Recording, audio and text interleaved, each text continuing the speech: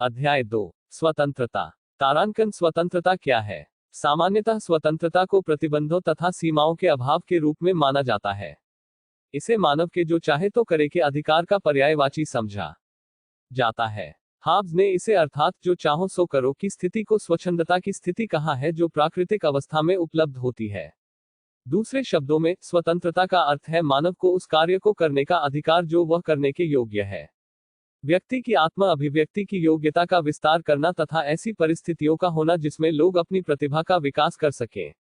Walker के अनुसार व्यक्तियों की स्वतंत्रता अन्य व्यक्तियों की स्वतंत्रताओं के साथ जुड़ी हुई है।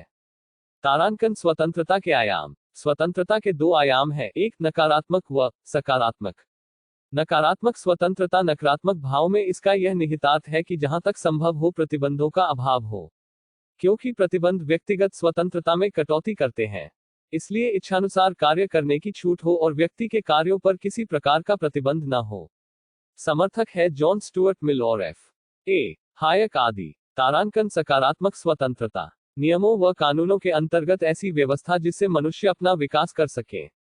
यदि राज्य सार्वजनिक कल्याण का लक्ष्य प्राप्त करना चाहता है तो प्रतिबंध अनिवार्य है। मानव समाज में रहता है, उसके कार्य अन्य लोगों की स्वतंत्रता को प्रभावित करते हैं। इसलिए इसका जीवन बंधनों द्वारा विनियमित होना चाहिए। तर्कयुक्त बंधनों की उपस्थिति। समर्थक है T.H. ग्रीन व प्रो. ईसायाह बलिन। तारांकन उदारवादी बनाम मॉक्सवादी धारणा।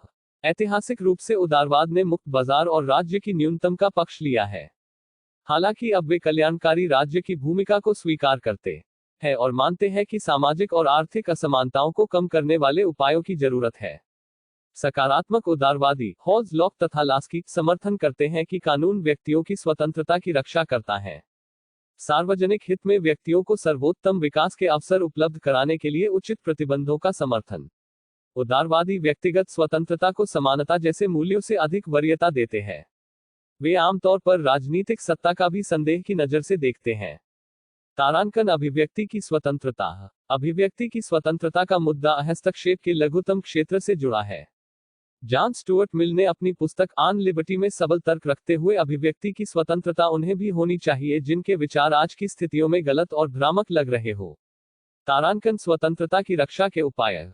लोकतांत्रिक शासन व्यवस्था। मौलिक अधिकारों का प्रावधान। कानून का शासन। न्यायपालिका की स्वतंत्रता। शक्तियों का विकेंद्रीकरण। शक्तिशाली विरोधी दल। आर्थिक समानता। विशेषाधिकार न होना।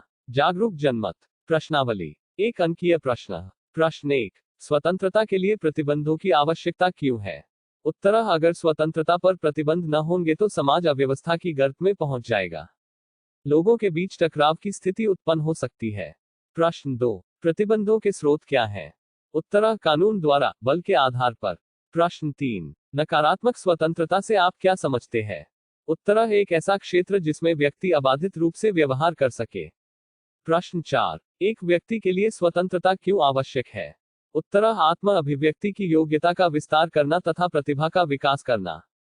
प्रश्न 5, जॉन स्टुअर्ट मिल ने व्यक्ति के कार्यों को कितने भागों में विभाजित किया है? उत्तर, 2 भागों में, स्वसंबद्ध कार्य, परसंबद्ध कार्य। प्रश्न 6, नेल्सन मंडेला की आत्मकथा का शीर्षक क्या है? उत्तर, लॉन्ग वॉक टू फ्रीडम, स्वतंत्रता के लिए लंबी यात्रा। प्रश्न 7, आंग सान सू किस देश में स्वतंत्रता के लिए संघर्ष कर रही है? उत्तर, म्यांमार में। प्रश्न 8, उदारवादियों के अनुसार स्वतंत्रता का अर्थ लिखिए। उत्तर, उदारवादियों के अनुसार स्वतंत्रता का केंद्र बिंदु व्यक्ति है। व्यक्ति को अधिक आर्थिक, सामाजिक, राजनीतिक स्वतंत्रता पर बल तथा राज्य की कल्याणकारी भूमिका को बढ़ावा देना। प्रश्न 9, भारतीय राजनीतिक विचारों में स्वतंत्रता की समानार्थी अवधारणा क्या है? उत्तर, स्वराज की अवधारणा। प्रश्न 10, तुम जो कहते हो मैं उसका समर्थन नहीं करता, परंतु मैं मरते दम तक तुम्हारे कहने के अधिकार का बचाव करूंगा। यह कथन किसका है और इसमें किस प्रकार की स्वतंत्रता की बात कही गई है?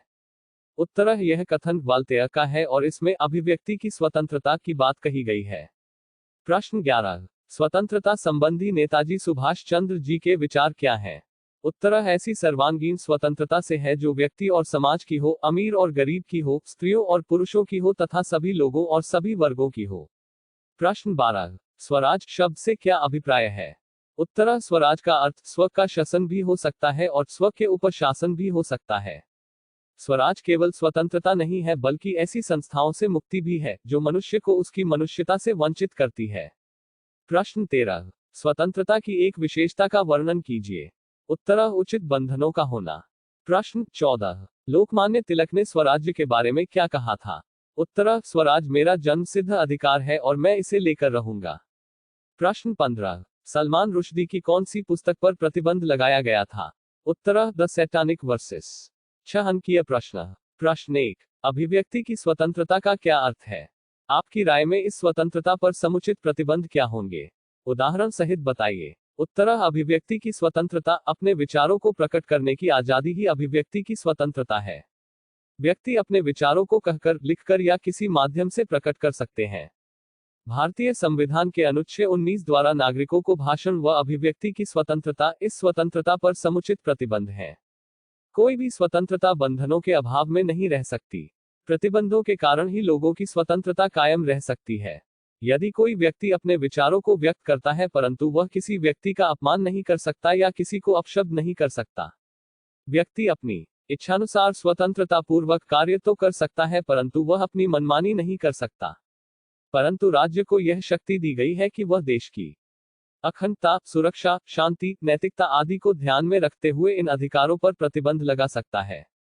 राज्य यह भी ध्यान रखता है कि प्रतिबंध इतने भी न हो कि स्वतंत्रता ही नष्ट हो जाए। लोकतांत्रिक राज्यों में सरकार लोगों का स्वतंत्रता की रक्षक है।